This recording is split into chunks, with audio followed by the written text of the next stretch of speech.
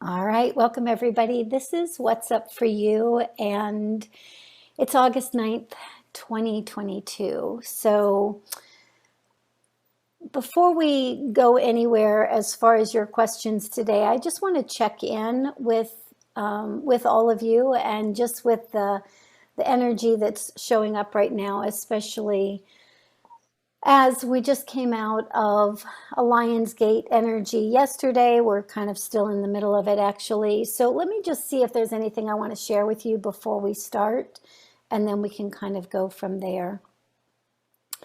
All right.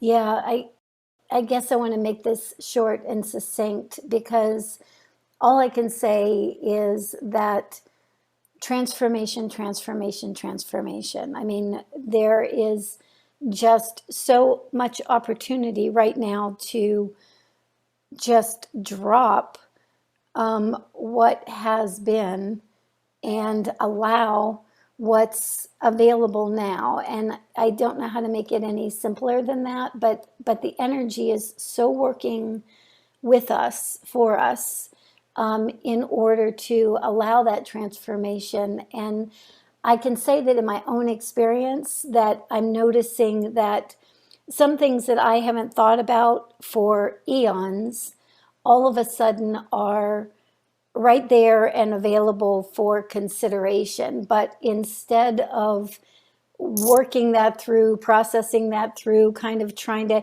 it's almost like the energy or the emotion arises, the awareness arises. I see it, watch it, and then all of a sudden it just dissipates as almost as quickly as it rose up to the surface. So, so that just knowing that that energy is alive and well, it's available right here, right now, and that's going to apply to ourselves, to our children, to others that we interact with. So it can also make it feel like there's a little bit of volatility, I guess you might say, in the little bit of volatility in just the almost like more like a roller coaster with energy and emotion right now, especially. It's like it's up and it's right there and it's felt and then it's dropping. And so that's just happening over and over again. So, yeah, so let's leave it at that for right now. Let me see if there's anything else here. And so the other thing I just want to ask too is most of the energy today within this group, we've got a lot of energy that's up here, like up in the throat, up in the head, up above the heart. And so if we can just allow that energy to come back down into the heart. And I know that, when you're ready to ask a question or when you're ready to have awareness of something, when you're anxious to have that kind of awareness, sometimes that energy will go up into your head. And so we're going to be asking these questions from the heart. We're going to be receiving the information from the heart. And so let's just draw that energy all the way back down into the heart. Yeah, there we go. Okay. All right. So you go ahead and ask your question first, and then I'll do this other one that somebody asked before. Okay. So I am moving through this, let's say, challenge whereby my son, who is now 18, is, as you know, on the spectrum, and he has such extreme OCD. He's really become like non-functional. We had to stop homeschooling. He's just been in incredible emotional pain Mm-hmm. for a long time. I'm feeling a lot of sadness. Mm-hmm. Yeah, yeah. All right. He's Let me go ahead. a sec. Yeah, he's uh, he wants to be on a pharmaceutical drug to help him because he just can't experience it anymore. Right. Just so much. So we are going to start that for him. We've Good. met with some folks, and identified what looks to be the best fit for him, and he wants that. So I do have like I've always looked at that as the very last resort. Mm-hmm. But it seems like that's where it is. And I have I don't know, I have a lot of feelings around that, aside from, the sadness that I feel for him having suffered for so long. Right. Questions about myself, like, why did I wait so long with my bias against, Western medicine to help him? Because I mean, he suffered so much, Susie. Yeah. And I'm Yeah. just gonna say, with my foot so strongly in like this kind of natural spiritual world, trying to see if it would Trying to kind do of it that way. Yeah. Yeah. exactly, and it didn't. This is where we are, and Yeah. I have just so many feelings around it, with my utmost intention to just help him live a beautiful life, which he's just not been able to live for Yeah. quite some time now. All right. Well, let me get him here.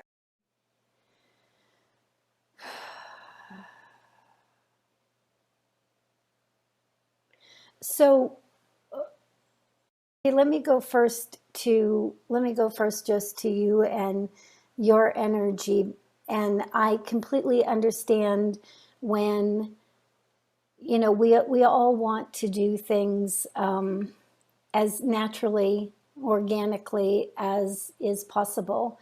What I think that we miss a lot of the time, however, is that, you know, these energetically sensitive individuals, like your son, are moving through and processing so much information all the time. And it is true that that information can become so overwhelming to the biology, neurology, psychology, that the pharmaceutical route is a really good route to go. I mean, it's a positive method. It's a positive,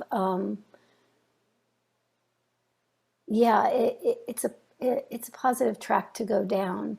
And definitely in this case, and I think that you're getting that really clearly, because you're hearing that directly from him. This is what he wants. This is what he's asking for.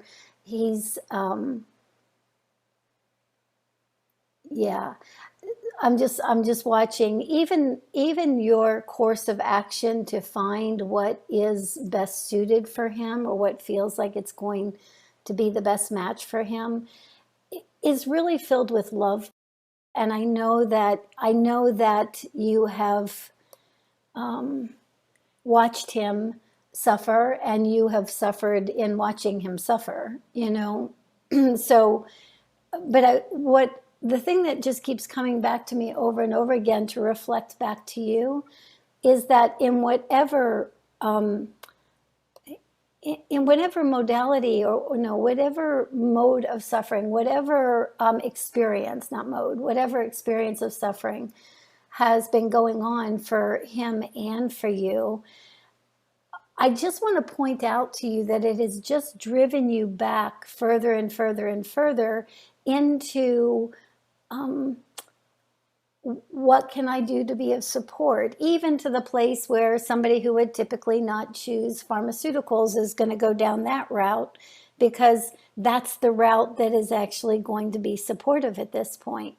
And so, I know you're looking back at all of this and kind of going, you wish he didn't have to do this, or wish he didn't have to do that, or that you didn't, have to experience that. And at the same time, I'd like to neutralize that as much as we possibly can, because it has driven both of you into a different place within yourselves that you may not have come to without that experience.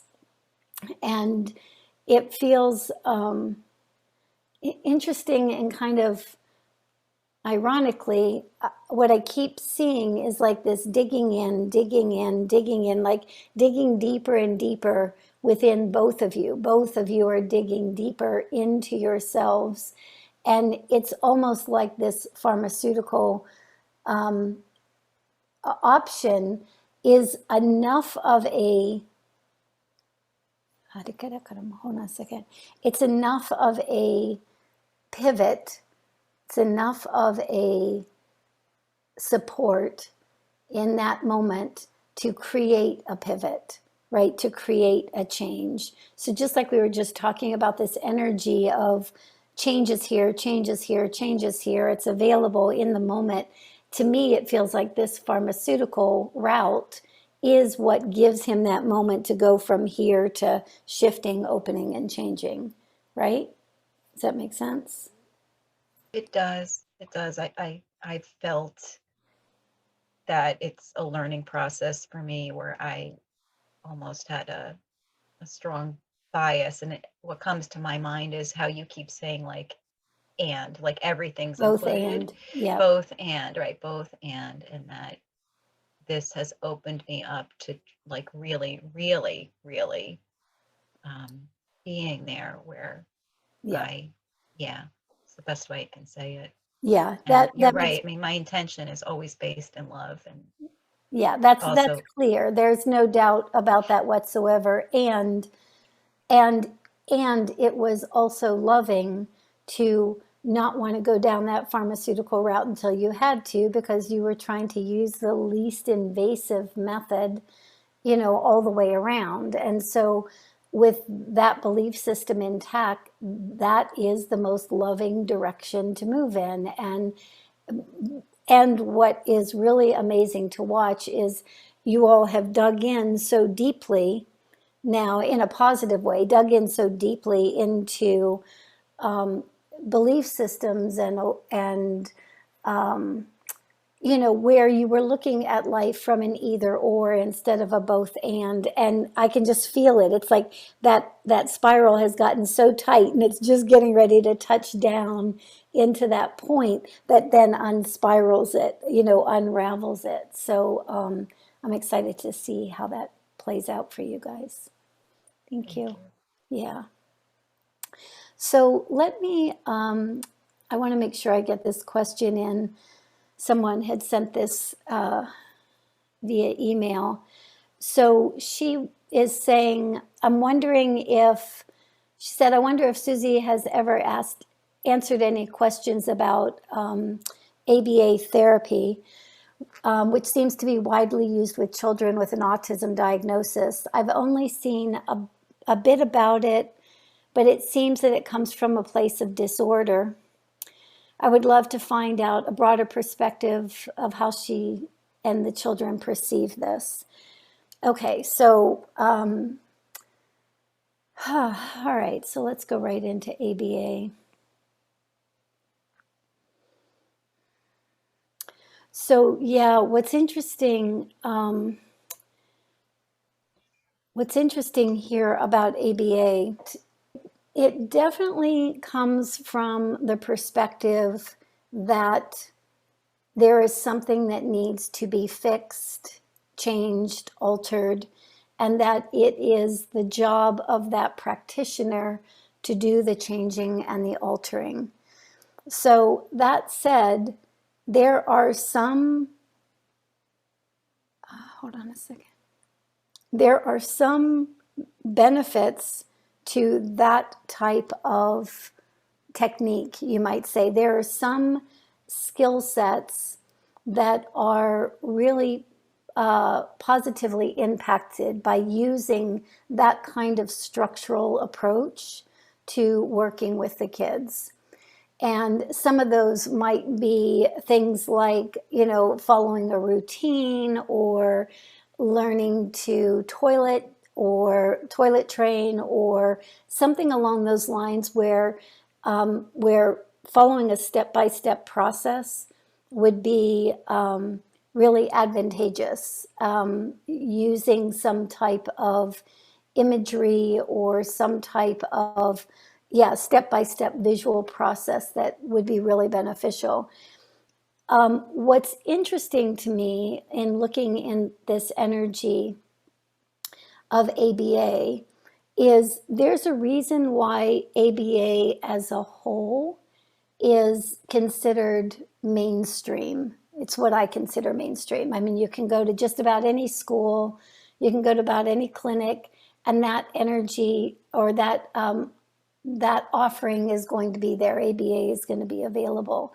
So to me, that also indicates that ABA will follow a more mainstream thought process, a more mainstream educational process. They go hand in hand, and they go hand in hand for a reason. The consciousness around both of those, a lot of the kind of academic ways of addressing autism and the ABA go hand in hand. And it's because they kind of function in the same place within consciousness, is the best way I can say it.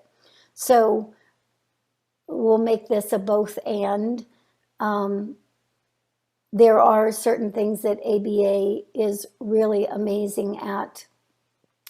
And the other side of that is that anytime that you perceive anyone, not just children on the spectrum, but anytime you perceive anyone from the perspective that they are broken and that they need to be fixed, and that your particular method of correcting them or fixing them is going to be the one that does it, that's where things get really mucky. That's where you're breaking down the energetics of potentials and possibilities and trying to stay, trying to control versus allow change.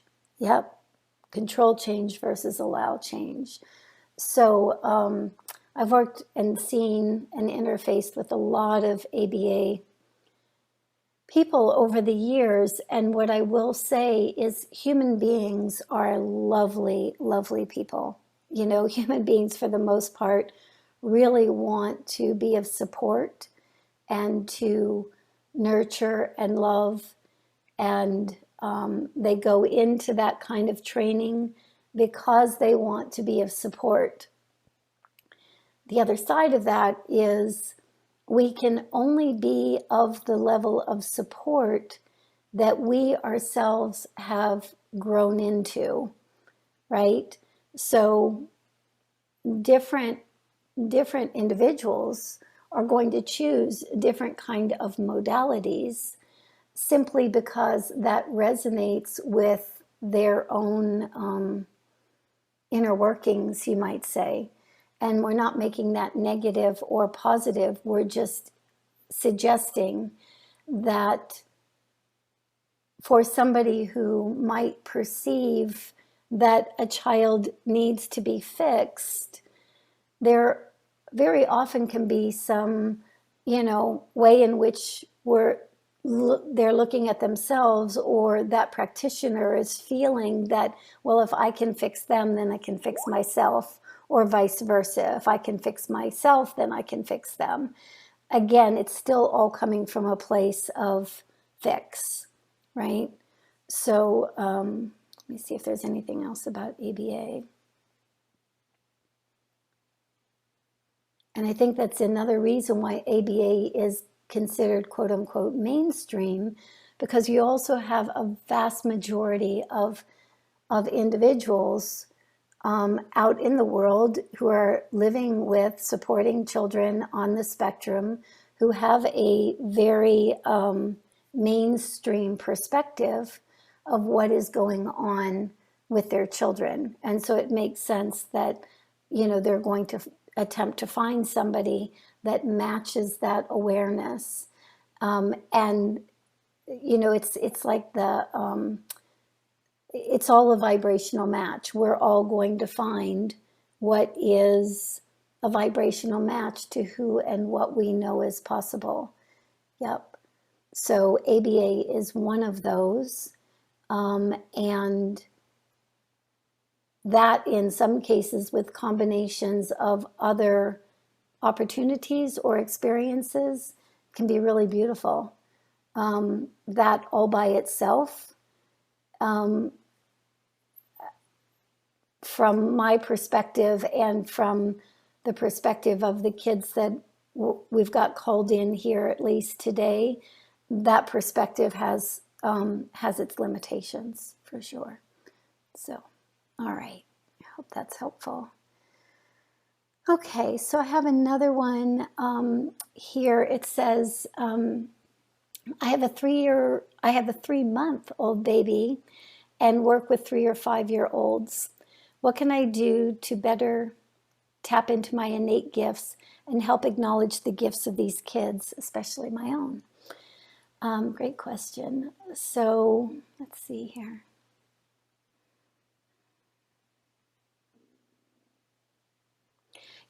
First things first here, Natalie, first let's acknowledge that you have this desire to be of support, not just to your own child, but to other children as well, and that you have that desire, let's say, out of the goodness of your own heart. There's capacity in that in and of itself, right? So we just want to acknowledge the basics here first. And then secondarily, as we acknowledge that your heart is already open, not only to your own child, but to children in general on this planet, you can also ask the children to support you in supporting them. I think this is a very, this is an approach that most professionals never really consider. Because again, like we were saying in answer to that last question, most professionals go into interacting with children that they perceive as needing help. They go into that experience and expression from the place of, I'm the one that's going to help you. I'm the one that's going to support you. And I'm not negating that, an adult with more experience or with certain skill sets or techniques can go in and support, children who may not have that worldly experience quite yet. But to think that that's where it stops would be a real disservice to the child, because what we are really invited to acknowledge here is that no matter what size the body is, no matter if the child is young and in a tiny baby body or is an adult and, in an adult body, we all come to this place with capacity, with skill sets. And I guarantee, especially in the age bracket of 3 to 5-year-olds, these children are so much more evolved in so many ways than we ever thought of being. We may have grown into some form of that evolution, but we didn't necessarily start where these kids are starting. And so to acknowledge that you have something to bring to them and they also have something to bring to you, and to be open to what they have to bring to you will open you back up to following their lead, following their direction. It will open you back up to your own, intuitive skills, telepathic skills, healing skills, you name it. It's the interaction from the place of an open heart that allows this informational exchange to take place.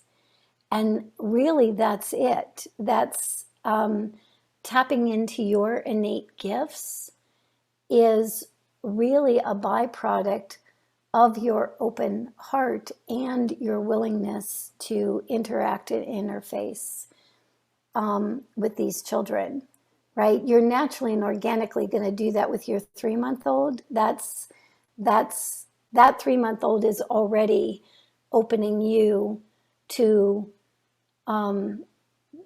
your capacity, and the baby is doing that simply from the perspective that infant holds a very high vibrational frequency, and that frequency is with you 24/7. You are swimming in the soup of this new soul coming into your family. And so you can't help but raise the bar, so to speak, just because there's an energy like that in your space. And when we acknowledge these things, when we acknowledge that it's not all about us and what we can do for those little children, but acknowledge that they've got something to give to us as well, we value them in such a way that they will show us all kinds of amazing things that we can grow into. So, yeah, open heart, open mind, willing to learn, and all of your innate capacities and gifts will just really flourish. So I hope that's helpful. All right. So everybody take a nice deep inhale and exhale. And let's see what's next.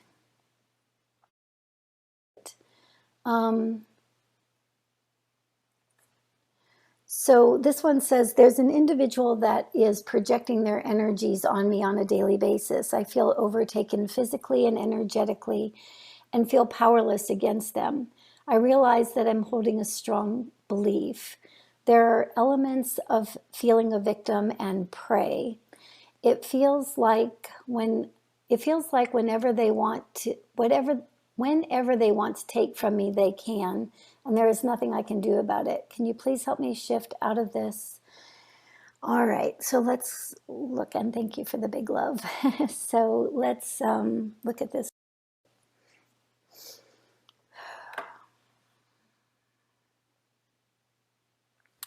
Okay, so Violet, clearly you have something they want, whether they are consciously aware of wanting that or unconscious. This one feels like it's somewhat conscious.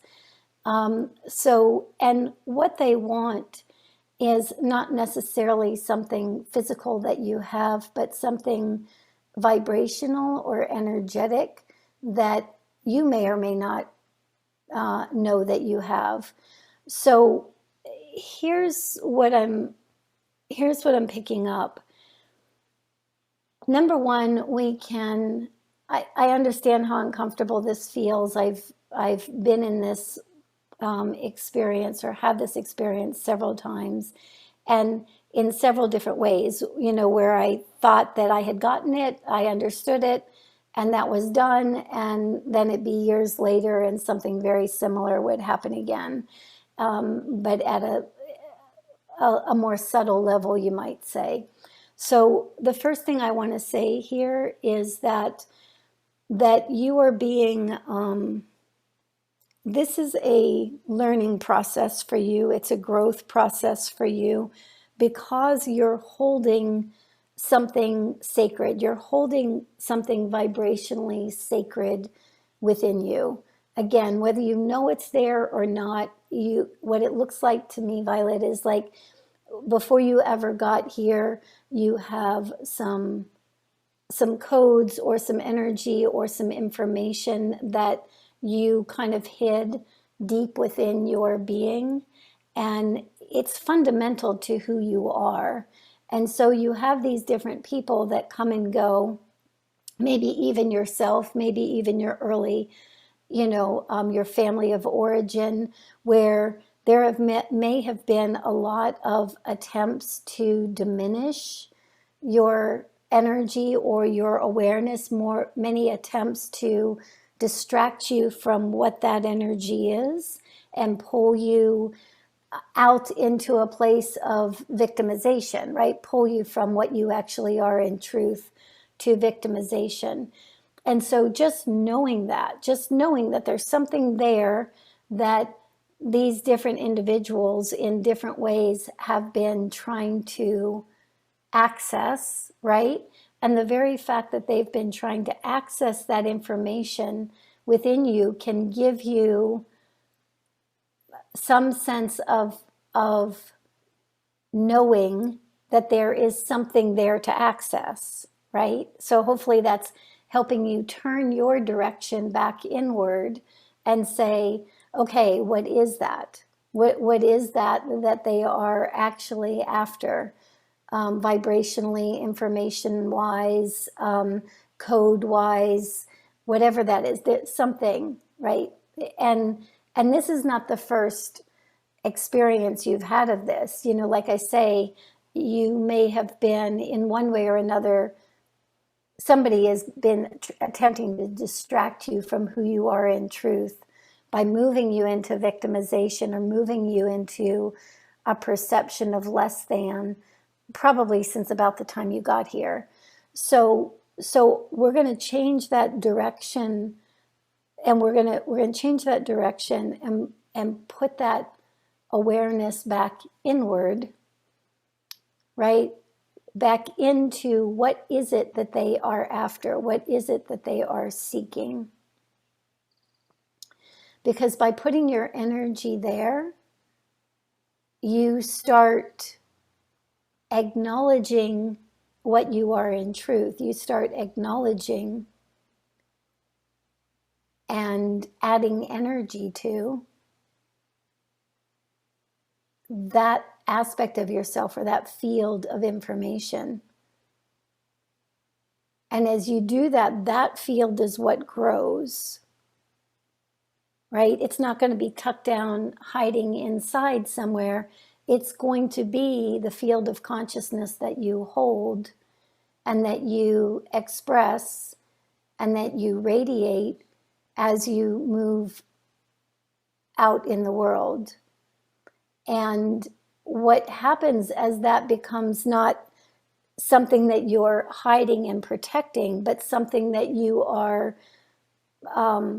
being, you know, in the world, there's no need for anybody to be projecting any kind of energy onto you. And two, even if they do project energy onto you, that field of knowing who you are in truth that you've added energy to and expanded into is going to act as a buffer between their projections and your human experience of those projections. So I hope that makes sense. But I really want you to acknowledge that something is there, and the only reason that whether somebody tries to control, manipulate, verbally or energetically demean anyone is because they believe that they have something that they don't have themselves, right? We minimize others to the degree that we believe that we need what they have. Yeah. Or that to the degree that we believe that their energy is more powerful than what we might be able to, what they might be able to offer, right? So I'm hoping I'm just watching your energy here a little bit, Violet. It's just like watching that energy shift and change, moving inward, having a curiosity about what they might be after, and sitting in the energy, because it's a powerful piece of you. It's a powerful aspect of you. And like I say, I think you had it buried pretty deeply within you when you got here. So it's almost like hiding a treasure, hiding diamonds. You know, it's like tucking them deep inside your heart space or your energy field, deep, deep, deep down, so that almost as a protective mechanism, so it wouldn't be seen. But we can flip this too and say, whatever that is, and no matter how deep it has been buried in you, it is emanating out so powerfully that others are picking it up and saying, I want to diminish that, right? Right? And so if it's that powerful, then let's add energy to that empowerment. Let's add energy to that information so that that can go out and actually be a boundary for you instead of something that's hidden within you. So I hope that's helpful. All right. So, this one says, Ethan started pulling his teacher's hair last year. I know it's frustration. How can I help at home with this behavior so he doesn't hurt anyone at school? So let's see here.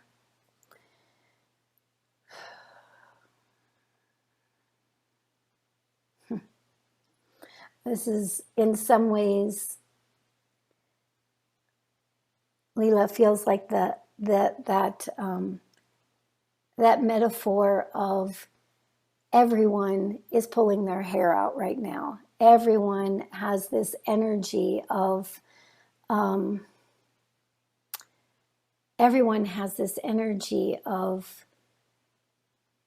their hair out.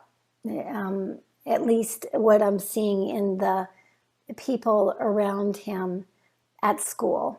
Yep, it may not be happening at home as much anymore as it is happening at school. But what I'm noticing is that Nathan does not look like he is pulling the teacher's hair out of his own frustration alone, but that with the individuals that are in that classroom, every single one of those kids is energetically sensitive. Every single one of the people that he's interacting with has absorbed to one degree or another some of this collective energy. And whether that come from, what the parents are bringing home and their own frustrations and irritations and, overwhelm, or whether it's coming simply from the outer world or the outer collective, and the kids are absorbing that.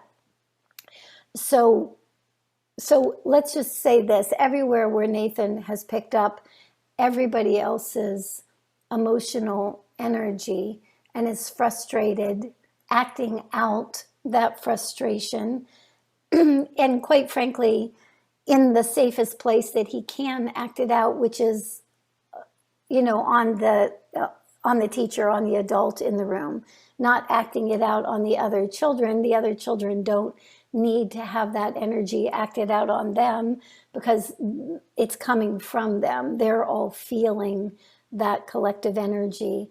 Nathan's absorbing that collective energy and acting it out as frustration. So what he's saying, and you already indicated frustration in relationship to him alone, but I would suggest that it's not his alone. And maybe speaking to the teacher in language that would be easy to understand, we can say things like, we can imagine that with so much going on in the world right now, that there's frustration everywhere. And, maybe even some of the children in the room, other than Nathan, also are feeling some level of frustration. I wonder what it is we can do to help, calm the nervous system, soothe that frustration, really giving it back to that teacher as a opportunity to be a little bit more aware or sensitive to that level of frustration in the classroom. The other cool thing about giving it back to her, Leela, is that she then, as she becomes more attuned to what's going on in the classroom, and as she softens that energy a little bit, both within herself, attempts to create opportunity to soften that energy, amongst her students, she can also feel she can also feel her own capacity. Yeah, she can feel her own capacity to change the environment instead of being a victim to the environment. And for this particular teacher, it's really important for her to be able to understand that she can change that dynamic, that she's not a victim to outside sources. She can support the energetic atmosphere, if you will, in her classroom. And we don't have to use those kinds of words, but we can definitely invite her to consider that there's really not an individual on the planet right now that doesn't have some kind of stress that they didn't have, 2 years ago or so, right? It's just kind of been running rampant, and this is what this kind of looks like to me. So I hope that's helpful. All right. All right, so it says, this question says, in releasing the trauma of the past, especially regarding the hurts and abandonment of friends and colleagues from past jobs, how can we truly release the patterns that created this and move into possibilities of truly having friends and an ability to co-create joyfully with others? Great question. Okay, so first, what we want to understand is anybody who has hurt us, or who has, let's just say it that way. Anybody who has hurt us has been playing the role of the individual that would trigger certain unprocessed or unintegrated aspects of ourselves. So the person who plays the role of the one who hurts us is bringing up that energy. You might say they're playing that role. So they're playing that role of the one that's bringing up that energy.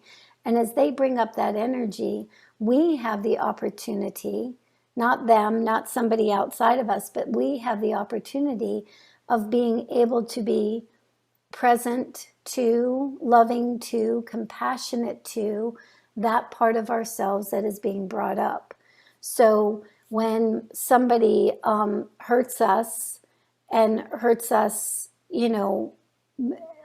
deeply, and by that what I mean is that trigger or that button that they pushed, goes to the very core of our being. I'm not saying that we have to continue to interact with individuals like that, especially people who kind of perpetually, from their own woundedness, wound another. I'm not saying that we continue down that road, but what I am saying is that when somebody is in our life and plays that particular role, the way that we allow that to pass and move into having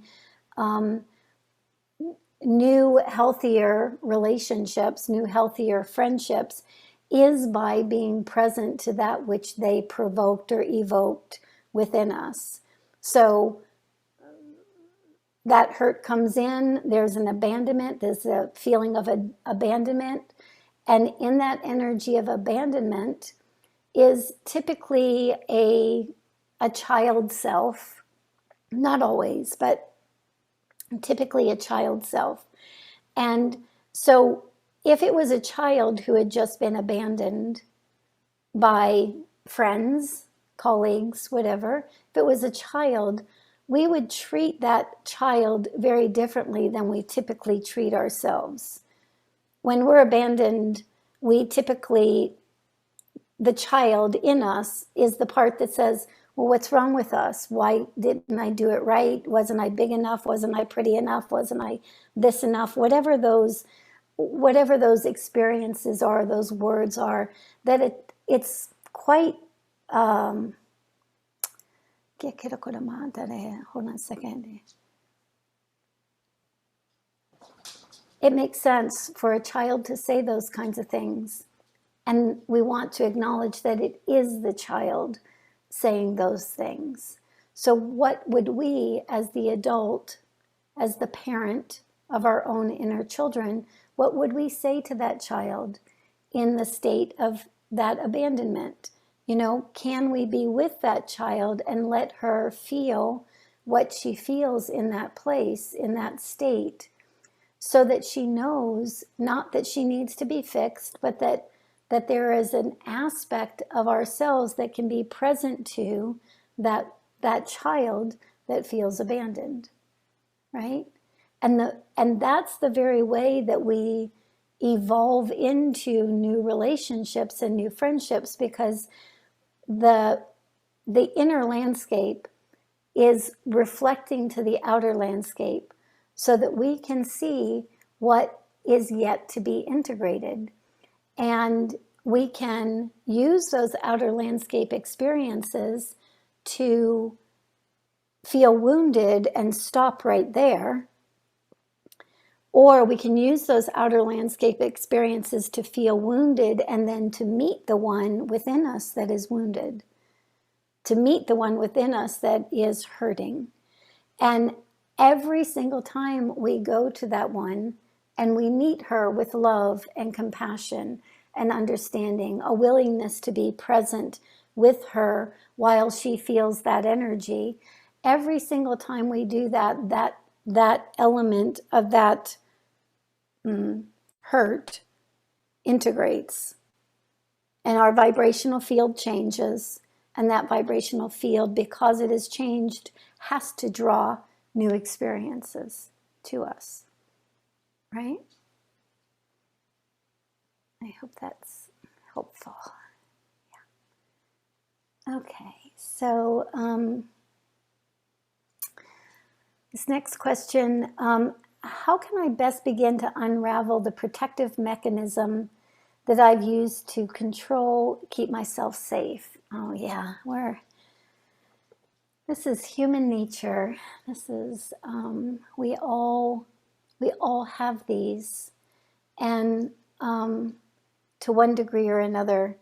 And I think the very first place to start here, Megan, is to really start with that understanding that you're not alone in this, nor are you broken in any way, shape, or form, because you have control mechanisms in place or safety mechanisms in place. And quite frankly, let's acknowledge and value and have gratitude for those parts of ourselves, because quite frankly, especially early on in our lives, if we did not learn some type of coping mechanism or some type of strategy, we would not have fared very well. And so we don't want to condemn this part of ourselves that has protected us, quite frankly. And we also don't want that part of us that has protected us to completely go away. We just don't want it to run the show. We don't want it to be protection first and, wondering why we're not having the kinds of interactions in the world that we would like to have second, right? We are, hold on a second, yeah, I'm hearing over and over again, Megan, value, value, value this part of you, because this part of you gets the idea that you think that it shouldn't be there, that it shouldn't exist, that it's not valuable within your totality. And so if we were saying that, say, to a child, you're not valuable to the rest of us, to the rest of this totality, or, there's something wrong with you because you're so protective, or there's something wrong with you because you're attempting to control situations. If we were to actually verbalize that and say that to somebody, especially if we thought that we were saying that to a child, you can imagine that child is going to retract, right? That part of you is going to retract further back. Further back, and again, move themselves back into some sense of safety, some sense of protection. So we want to create an environment where that part of us that has a tendency to control or protect or move into some kind of strategy in order to stay safe, we just want to make sure that when that aspect of ourselves is present, that we're curious about that, we're asking, where is that coming from? Because quite frankly, that little one within us probably has all kinds of insight and awareness that our adult mental mind might try to overrun. But the younger person, the intuitive person, the innocent person within us sees something and knows it for what it is, regardless of what it looks like on the outside. So we don't want to condemn this part of you for a variety of reasons. One, she's got some pretty amazing information about what does keep her safe. And two, we don't want to make her wrong for holding that capacity, because sometimes we need it. Yeah. And just watch as you kind of flip that perception a little bit, Megan. What you're going to notice is you're not going to have to work on control or protection or safety strategies. You're not going to have to work on dismantling that. That will come into its natural balance because you're in balance with that part of you that that holds that capacity or holds that skill set. Yeah. So we're just flipping it a little bit in perception, and I think you'll notice that there's just not going to be as much of a need to be in control mode, protective mode. Yeah. She wants your attention. All right, I hope that was helpful. Let's see. So I think this is going to be the last one here. Okay. Yeah, I did say. Do you want to speak it, or do you want me to read it? I can speak it. Okay, go ahead. Just I've heard, I don't know if this is true, that multidimensional gifts are more available, and gifts in general are more open this time of the Lionsgate portal. Yeah. Yeah. And I'm wondering if there's anything that can help support that besides just being open to it. Well, one, I will say that that's absolutely possible. We did the Lionsgate energy session yesterday, and with that collective that participated in that, that was very evident and obvious that it was almost like we were being catapulted from one perception or one experience, expression of ourselves into a new one. And, Lionsgate's certain configurations, based on numerology or based on planetary alignments or all of that, of course, are not just one day. They last, days leading up to it and days after. So we're still in that portal right here, right now. So there's that. So, and that energy, as you already suggested, does naturally and organically avail us of greater capacity by being open to it, just by being open to it. And your question is if there is anything else that we can do to facilitate that or to support that. And the only thing that I would add to that is to recognize and realize that what you are opening to already resides within your totality. So if we come at this from the perspective that within the totality of any individual, any soul, any essence, any human expression, that is all that is, ever has been, ever will be. Totality means just that, all of it. And so just like we have challenges within that totality, we also have great capacity. And much of that great capacity has been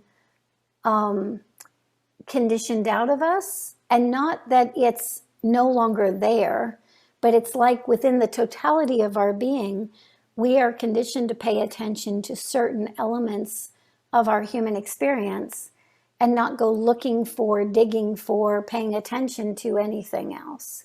That's why so many people have, they might have an amazing experience, a miraculous kind of experience, and they dismiss it one way or another. Or maybe they don't dismiss it immediately, but over time they just kind of negate it. That's conditioning. We do that because we're conditioned to do that. So the biggest shift here is, again, let's assume that what you are opening to already exists within you, that those capacities have always been there. And it's almost like just acknowledging that you are willing to kind of meet and greet those capacities, that you have a curiosity about those capacities, and that not only that, but maybe even you are so interested in those capacities that you are willing to be present to anything that arises that covers that up. Yep. So usually heavier emotion or will act as a distraction for that greater depth of being.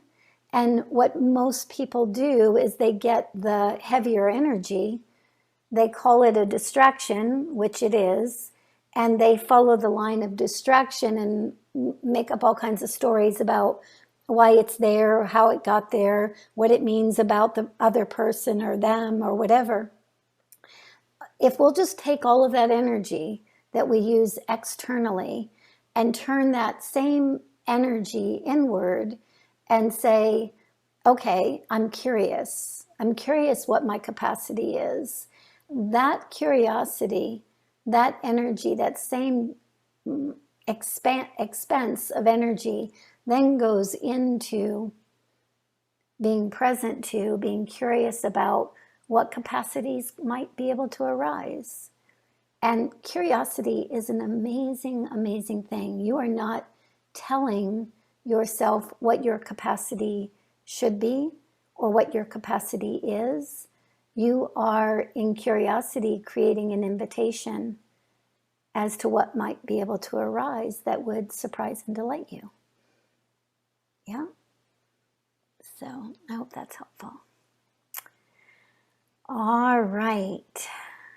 Let's see if there's anything else before we just call it a day. All right, so if everybody will take a deep breath again. And let's just acknowledge that we are all being invited deeper and deeper into ourselves. And by being invited deeper and deeper into ourselves, that is not a form of punishment. Although when we're invited deeper into ourselves, we may bump up against things that we haven't bumped up against before. We might rub up against things that have been hidden for quite some time. And I really want us to understand and acknowledge that that is not a punishment, that is a capacity, right? We only access the deepest inner recesses of ourselves when we have the capacity to meet that part of ourselves, when we have the capacity to go there, to meet that with love, with compassion, with understanding. And some of those deeply buried aspects of ourselves, whether they be perceived as great capacities or anxieties, fears, stresses, regardless of what that is, those are all hidden for a reason. Yep. And that reason is not because we are bad or limited. That reason is just because it has not yet been time, or the capacity has not yet been there for us to meet these different places within ourselves. So,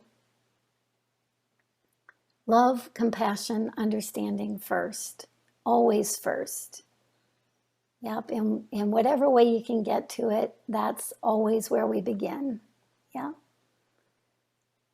All right. And how wonderful to be able to offer that to yourselves. Yep. So, all right. I think that will just about do it. So, oh my gosh, thank you, everybody.